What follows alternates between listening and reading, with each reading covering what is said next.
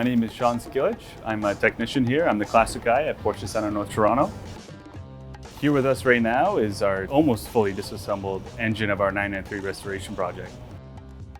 Typically when we start an engine reseal job like this, we fully disassemble it. We look for any of the wear and tear parts, generally seals that are leaking, ignition components that are worn out. Because Porsche built performance engines, very reliable, you'd be surprised how little needs to be replaced in doing a job this big.